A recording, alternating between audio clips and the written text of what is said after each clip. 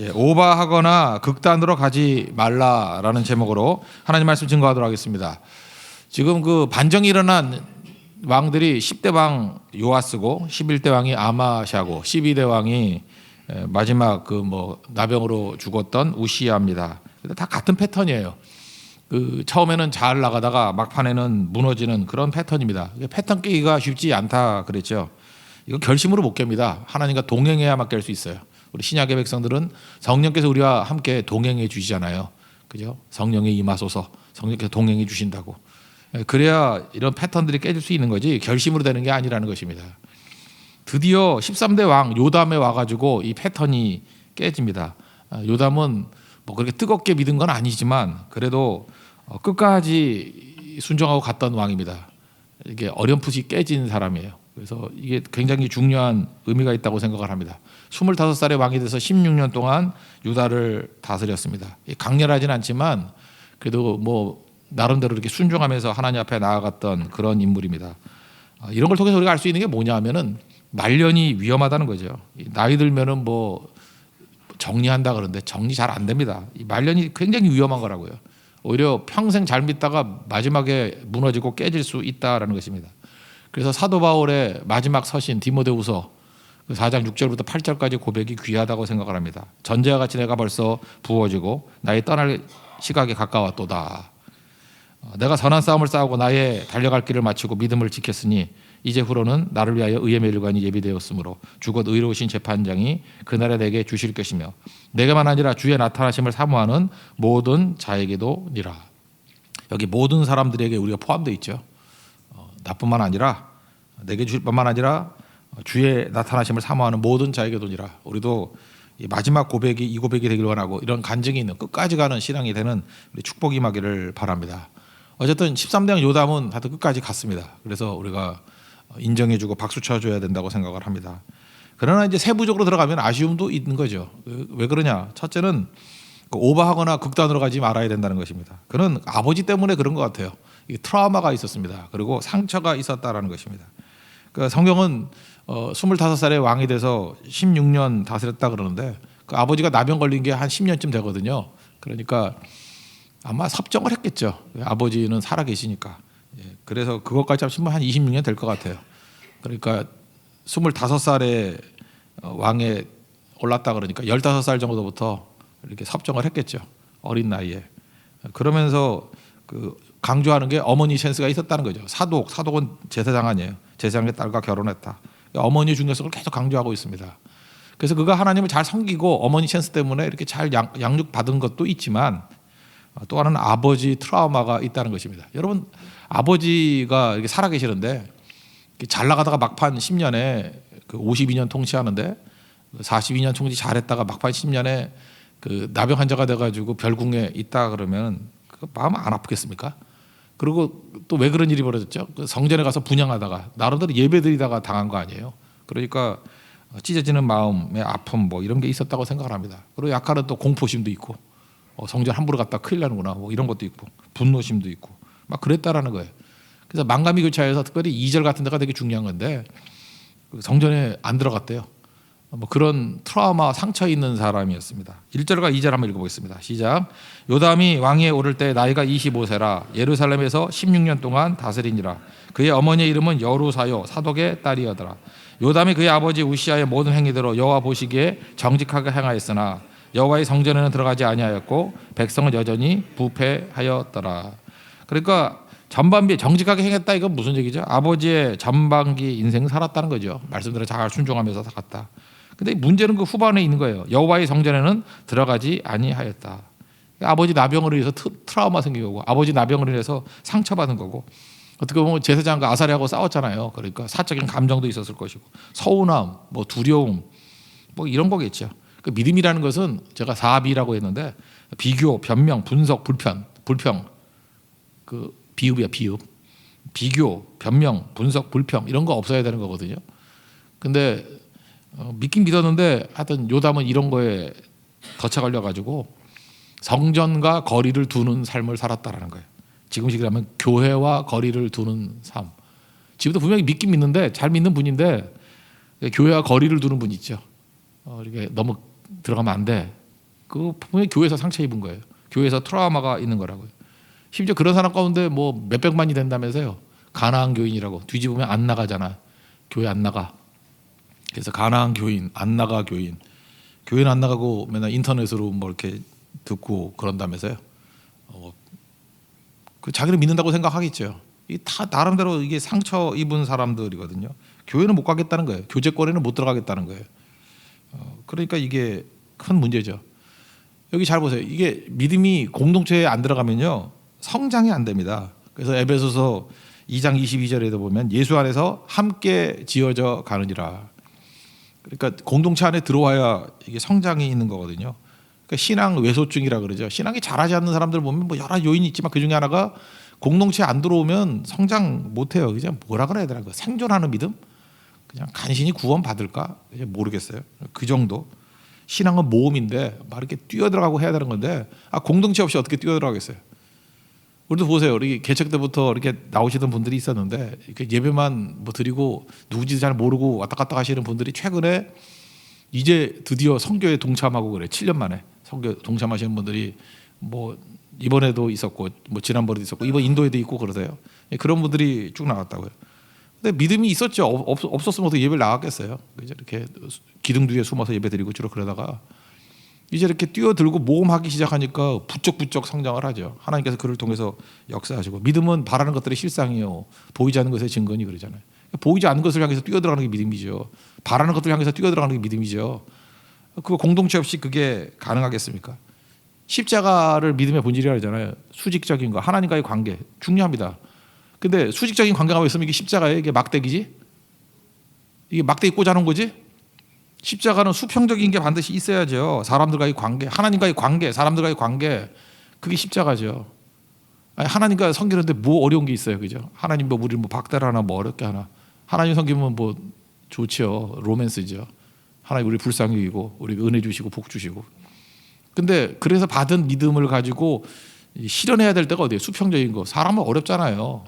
그러니까 실제로 영적 싸움을 벌인 데는 수평적인 건데 거기서 성령의 9가지 열매 그 혼자 있을 때 맺을 게 뭐죠? 사랑과 희락과 화평. 이거 다 혼자 있으면 혼자서 기뻐해야 봐야 돼요. 이렇게 희락. 그 미친 거지 그게. 그죠? 이렇게 말도 안 되는 사람과 같이 있을 때 기뻐할 수 있는 게 그게 성령의 열매라고요. 혼자 있을 때 평안하다. 그거 뭐 독처하는 거죠. 그게 뭐 무슨 평안이에요? 여러 사람과 같이 부딪혔을 때도 평안을 누릴 수 있다. 그게 진짜 열매지. 그죠? 혼자서 뭘 절제해요? 절제할 게 뭐 있어? 혼자 있는데. 같이 있을 때 이게 절제하는 게 그게 열매죠. 그러니까 성령의 9가지 열매는 관계 속에서 벌어지는 열매지. 그게 열매를 맺고 성장한다는 뜻 아닙니까? 그러니까 십자가의 수평과 이 수직적인 게 동시에 있지 않으면 성장이 없어요. 성장이 없고 그러다 보니까 마귀가 원하는 게 뭐예요? 고리평 크리스찬을 원한다고요.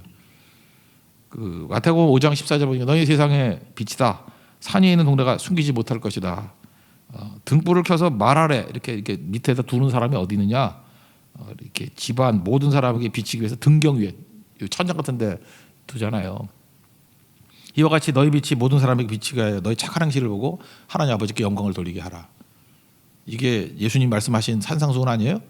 근데 마귀는 일단 빛이 됐으면 어떻게 하게 만들겠어요? 맨날 말 아래 두게, 숨어 있게 만들게, 기둥 뒤에 숨어 있게 만들게, 드러나지 않게 만들게. 요담이 빛이거든요. 요담이 하나님을 잘 믿었는데 이게 상처 때문에, 트라우마 때문에 고리평 크리스찬이 됐어요. 고리평 성도가 됐다고.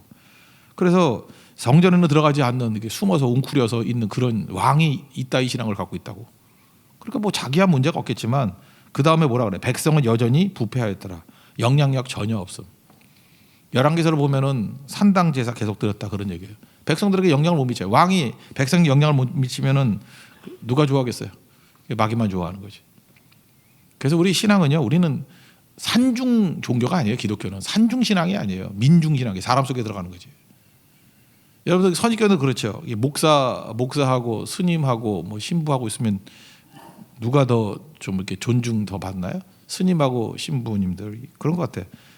되게 신경질나. 왜 그러냐 했더니 혼자 살잖아 그러잖아.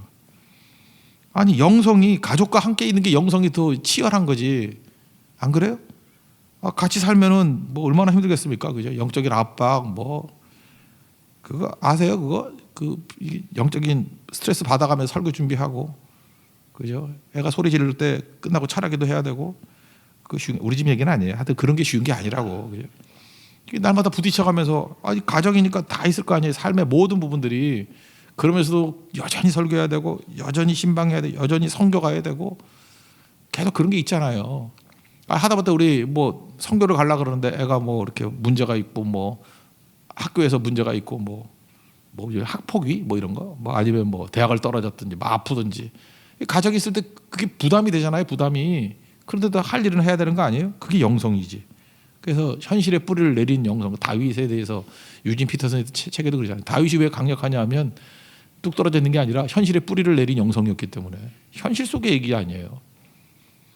그렇다 그러면 요담은 약간은 그 신부님 같이 스님 같이 산 거예요. 자기 혼자 믿는다고 성전에도 안 가고 홀로 믿음. 그리고 백성들이 부패해졌다. 이게 뭡니까? 이거예요. 이게 뭡니까? 자기는 뭐 잘 살았는지 모르지만 끝까지 가긴 갔는지 모르지만 그 외로운 촛불로 간 거지 왕으로서 영향력은 없지 않았느냐 하는 그 안타까움이에요. 여러분 지금도 신앙생활 하다 보면은 정말 멀리 있는 사람들은 모르잖아요. 가까이 있는 가족들이 진짜 불꽃 같은 눈초리로 바라보는 아내, 불꽃 같은 눈초리로 바라보는 자녀들의 눈이 있지 않아요? 그게 뭐냐고. 여러분 가까이 있는 사람들이 평가하는 게 진짜잖아요. 그 영성이죠. 그런 것들에서 살아남는 거죠. 그게 진짜 믿음이지. 우리가 이제 선교를 많이 떠나는데 1년 가까이 뭐 거의 모든 선교를 다 가는 분들이 있지 않습니까? 그리고 여러분들 알게 모르게 그분들 다 파악해요. 저 사람 성격이 어떻고 뭐 인격이 어떻고 다 파악한다고. 근데 이제 많이 알죠. 그렇게 가까이에서 많이 아는 사람의 단점이요. 모르는 사람, 참 멀리 있는 사람의 장점보다 훨씬 나은 거예요. 제가 2019년 1년을 이제 마무리 짓고 이제 인도 선교 하나 남았는데 제가 이제 여러 성도들 선교를 많이 가는 분들 봤잖아요. 굉장히 좋으신 분들이다 이런 결론을 내렸어요. 내가 1년 동안 접하고 1년 동안 많은 그 뭐 희노애락이 있지 않았습니까? 그런 걸 다 보고 난 다음에 보이는 약점이 저 정도면은 훌륭하신 분들이에요. 그래서 하나님께 감사했어요. 그 사람에 대해서. 야, 저 정도면 정말 굉장히 괜찮은 사람이다. 그래서 이제는 제가 1년 지났으니까 누가 이렇게 얘기를 하면은 약간은 좀 자신을 가지고 설명을 해요. 그분 그렇게 오해받을 분 아니고 정말 좋은 분이라고. 신앙에 뿌리가 있고 하나님 앞에서 제대로 살라고 하는 발버둥이 있는 인격자라고. 그렇게 평가되는 거죠. 근데 사람들은 모르고 그냥 저 멀리 있는 사람 뭐 겉으로 볼 때 그림만 좋은 사람 뭐 좋은 사람 한번 지나봐야 일주일만. 우리도 그랬잖아요. 뭐 이미지 좋았던 사람들 그 까보니까 뭐 더 나쁜 놈 아니에요. 더 썩은 사람들이고. 인간이 그래요. 그래서 같이 지내다 보면 그게 영성이 그런 거라고요. 가까이 있어 보면 그게 다 드러나거든요. 약점 없는 사람이 어떻겠어요. 단점 없는 사람이 어떻겠어요. 근데 그게 그 정도밖에 없다 그러면 굉장히 훌륭한 인격이라는 것입니다. 근데 요담은 사람 속에 못 들어가요. 이게 트라우마, 이게 상처 때문에. 여러분 우리 현대 교인들 가운데 이런 요담 같은 사람이 너무너무 많습니다. 그래서 마음이 아파요. 하나님께서 원하시는 것은 촛불 같은 믿음이 아니라 십자가입니다. 그 수평적으로 들어가십시오. 그렇게 보이지 않는 것을 향해서 모험하는 게 신앙인이고, 그리고 우리는 세상의 빛이라 그러잖아요. 말 아래 두지 아니하고 등경 위에 둔다. 그래서 열심히 현장에 들어가서 뛸 때 지금보다 뭐 30배, 60배, 100배의 열매, 30배, 60배, 100배의 영향력을 미칠 수 있는 하나님 기뻐하시는 종이 될 수 있다는 것입니다. 요담같이 패턴을 깨되 사람 속으로 들어갈 수 있는 현실의 뿌리를 내리는 영성이 있는 하나님 종 되기를 축원합니다. 그다음 두 번째는 뭐 좋은 얘기죠. 중심 있는 신앙은 강하다라는 거죠. 그가 이렇게 승승장구할 때 있었던 이유가 뭐냐면 중심이 있었기 때문에. 모든 힘은 두 가지 힘이 있잖아요. 구심력이 있고 원심력이 있고. 이렇게 구심력이 뭐예요? 센터. 이게 중심이 있을 때 모이잖아요. 이 구심력. 그래서 예배 중심, 기도 중심, 선교 중심 이렇게 구심력이 있으면은 뭘 하든지 간에 이렇게 모여들게 돼 있어요. 이 힘이 모이게 돼 있다고. 예배 제대로 들어보세요. 그 힘이 쫙 모이고. 그래서 집안도 예배 살아 있으면은 온 집안이 하나가 다 돼요. 근데 구심력이 뭐 예배도 있고 딴 데도 있고 해보세요. 그 콩가루 집안 된다고 이리 갔다 저리 갔다 하나도 모이지도 못해요. 밥 한 번 같이 모여서 먹을 수 없는 집안이 돼버린다고. 구심력이 아니라 원심력이 작용하기 때문에. 마귀는 계속 원심력 가지고 깨기를 원하잖아요. 교회도 마찬가지죠. 그래서 이런 얘기가 있어요. 교회도 그 뭐 그런 얘기 들어보셨죠? 자꾸만 교회 이게 행사 우리 같이 교회 일 많은데 여기 가서 예배 드리는 안데 뭐 이렇게 돌아다니면서 그 거지들 같이 뭐 딴 데 가서 뭐 말씀 듣는다라니 뭐 예배 드린다니 잠깐 이러는 게 위험한 것 중에 하나가 뭐냐면 교회 중심의 그 구심력이 사라지기 때문에 그래요. 그러면 그게 장기적으로 도움이 되느냐? 도움이 안 된다라는 게 이 경험칙에 의해서 나온 결론 아니에요.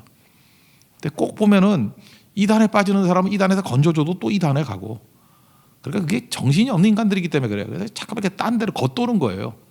그게 가정으로 친다. 그러니까 바람 피는 거하고 비슷한 거죠. 이게 하나의 그 구심점을 못 갖는 거예요. 그냥 뭐가 이게 붕 떠가지고 여기 갔다 저기, 여기 기웃 저기 기웃.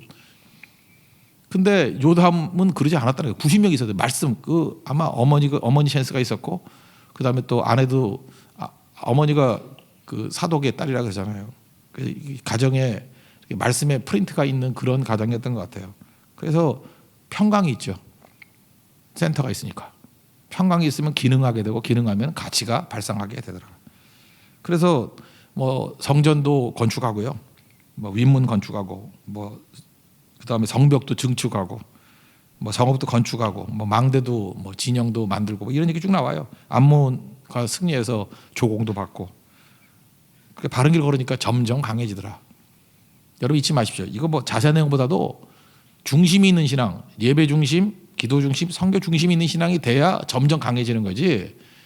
구심력이 아니라 원심력이 작용하면은 아무리 좋은 일을 해도 무너진다라는 거예요. 중심이 두 개면 무너지죠, 이거. 그래서 오늘 그 얘기라고 했어요. 요담이 이게 별거 아닌 인생 같이 보였지만 그래도 나름 중심이 있는 인생을 살았기 때문에 그의 인생에서는 강성함이 있었다. 이게 결론이에요. 이거 하나 붙들면 됩니다. 내 삶도 중심이 있게 하옵소서. 3절부터 6절까지 읽겠습니다. 시작. 그가 여호와의 전 윗문을 건축하고 또 오벨 성벽을 많이 증축하고 유다 산중에 성읍들을 건축하며 숲을 가운데 견고한 진영들과 망대를 건축하고 암몬 자손의 왕과 더불어 싸워 그들을 이겼더니 그의 암몬 자손이 온 100달란트와 밀 만고르와 보리 만고르를 바쳤고 제2년과 제3년에도 암몬 자손이 그와 같이 바쳤더라. 요담이 그의 하나님 여호와 앞에서 바른 길을 걸었으므로 점점 강하여졌더라. 추세를 꼭 봐야 된다는 것입니다. 내가 점점 강해지고 있는가, 내가 점점 약해지고 있는가. 이게 뭐에 따라 할 수 있어요? 중심, 구심력이 있으면은 점점 강해지는 거고, 인생이 헬렐레 해가지고 원심력이 잠깐만 작용해서 이리 기웃 저리 기웃 하면 그 망해요. 망한다고. 이걸 꼭 붙드는 인생이 되길 바랍니다. 그래서 속도가 있고 방향이 있다 그랬잖아요.